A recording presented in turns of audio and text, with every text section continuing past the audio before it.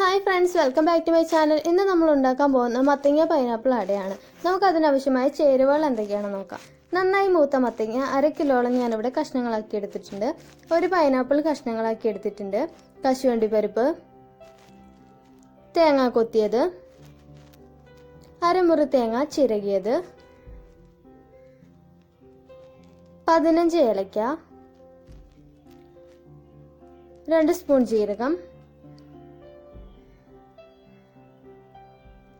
ശർക്കരപ്പാനി, ഗോതമ്പ് പൊടി. കഷ്ണങ്ങളാക്കി വെച്ചിരിക്കുന്ന മത്തങ്ങ നമുക്ക് ഇതുപോലൊരു കുക്കറിലേക്ക് ആക്കി കൊടുക്കാം. അതിലേക്ക് ഞാനൊരു അല്പം തേങ്ങാപ്പാൽ ചേർത്ത് കൊടുക്കുന്നുണ്ട്. അപ്പം നിങ്ങൾക്ക് തേങ്ങാപ്പാലിന് പകരം പശുവും പാലും ഉപയോഗിക്കാവുന്നതാണ്. ഇനി നമുക്ക് നന്നായിട്ടൊന്ന് വേവിച്ചെടുക്കണം. കുക്കറാണ് ഉപയോഗിക്കുന്നതെങ്കിൽ 4-5 വിസിലിനുള്ളിൽ മത്തങ്ങ നന്നായിട്ട് വെന്ത് കിട്ടുന്നതാണ്. ഇനി നമുക്ക് എടുത്തു വെച്ചിരിക്കുന്ന ഏലക്കയും ജീരകവും കൂടി നന്നായിട്ടൊന്ന് പൊടിച്ചെടുക്കണം. അപ്പോൾ ഇത് വളരെ കുറവായതുകൊണ്ട് ഞാൻ ഇതുപോലൊരു കല്ലിലാണ് പൊടിച്ചെടുക്കുന്നത്. അപ്പോൾ ഇത് നന്നായിട്ട് പൊടിഞ്ഞു വന്നിട്ടുണ്ട്. ഇനി നമുക്കൊരു പാത്രത്തിലേക്ക് മാറ്റാം.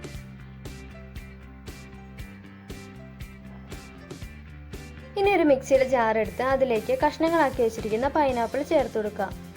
ഞാൻ മധുരമുള്ള പൈനാപ്പിളാണ് ഇവിടെ എടുത്തിരിക്കുന്നത്. നിങ്ങൾ എടുക്കുന്ന പൈനാപ്പിളിന് മധുരം കുറവാണെങ്കിൽ ഒരല്പം പഞ്ചസാര കൂടി ഇതിൻ്റെ ഒപ്പം ചേർത്ത് കൊടുത്ത് ആവശ്യത്തിന് വെള്ളം ഒഴിച്ച് നന്നായിട്ടൊന്ന് ജ്യൂസാക്കി എടുക്കാം.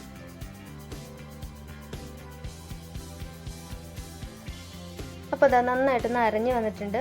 ഇനി നമുക്ക് നന്നായിട്ട് ഇതൊന്ന് അരിച്ചെടുക്കണം.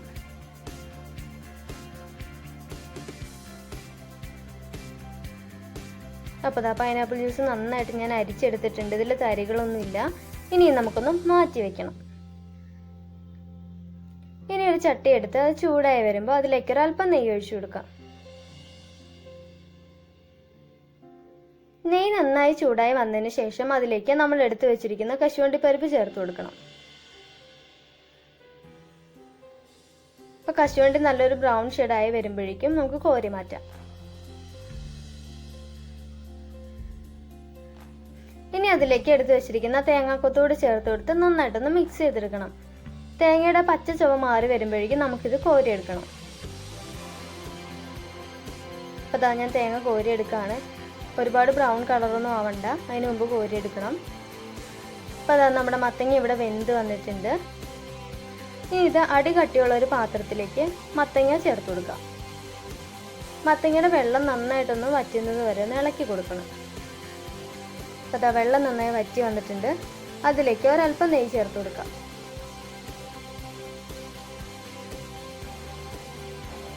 അപ്പോൾ ഇതാ ഞാൻ നെയ്യ് ചേർത്ത് കൊടുത്തിട്ടുണ്ട്. ഇനി മത്തങ്ങ നന്നായിട്ടൊന്ന് ഉടഞ്ഞു വരുന്നത് വരെ ഇളക്കി കൊടുക്കാം. അപ്പോൾ ഇതാ മത്തങ്ങ നന്നായി ഉടഞ്ഞു വന്നിട്ടുണ്ട്. ഇതിലേക്ക് നമ്മൾ പൊടിച്ചു വെച്ചിരിക്കുന്ന ഏലക്കയും ജീരകവും കൂടി ചേർത്ത് കൊടുത്ത് നന്നായിട്ടൊന്ന് മിക്സ് ചെയ്യാം.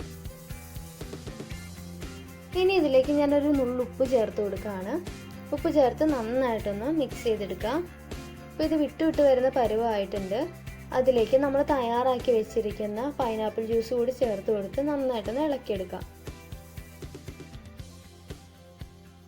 ഇനി ഇതിലേക്ക് ഒരല്പം നെയ്യ് കൂടി ചേർത്ത് കൊടുക്കുന്നുണ്ട്.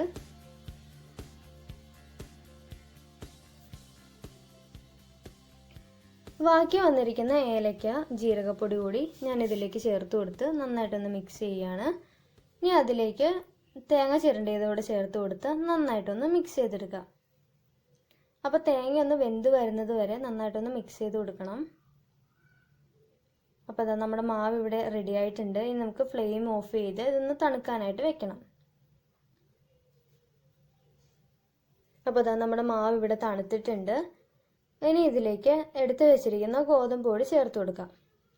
അപ്പോൾ നിങ്ങൾക്ക് കൂടുതൽ ഉണ്ടാക്കണമെങ്കിൽ സാധനങ്ങളുടെ അളവിൽ വ്യത്യാസം വരുത്തണം. ഇനി അതിലേക്ക് വറുത്ത് വെച്ചിരിക്കുന്ന കശുവണ്ടിയും തേങ്ങാക്കൊത്തും കൂടി ചേർത്ത് കൊടുക്കാം. ഇനി ഇതിലേക്ക് മധുരത്തിനായി നമ്മൾ ശർക്കരപ്പാനിയാണ് ചേർത്ത് കൊടുക്കുന്നത്. അപ്പോൾ ഇത് ഞാൻ നേരത്തെ തയ്യാറാക്കി വെച്ച ശർക്കരപ്പാനിയാണ്. ഒരിക്കലും ചൂടോടെ ശർക്കരപ്പാനി ഒഴിച്ചു കൊടുക്കരുത്. തണുത്തതിന് ശേഷം മാത്രമാണ് ഒഴിച്ചു കൊടുക്കാവുള്ളൂ. ഇനി നന്നായിട്ടൊന്ന് കൈ കൊണ്ട് മിക്സ് ചെയ്തെടുക്കാം.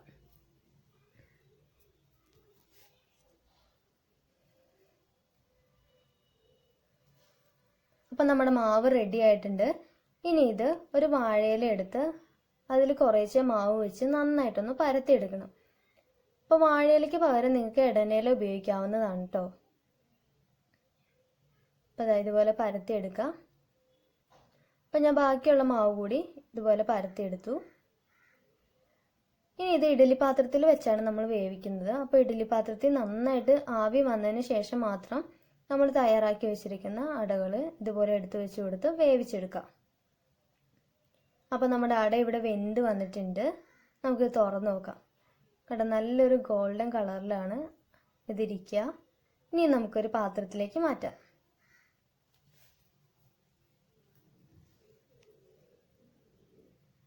അപ്പോൾ അതാ അട റെഡി ആയിട്ടുണ്ട്. അപ്പോൾ എല്ലാവരും തീർച്ചയായിട്ടും ട്രൈ ചെയ്ത് നോക്കുക. വളരെ സോഫ്റ്റ് ആണ്, അതുപോലെ തന്നെ നല്ല ടേസ്റ്റ് ആണ്.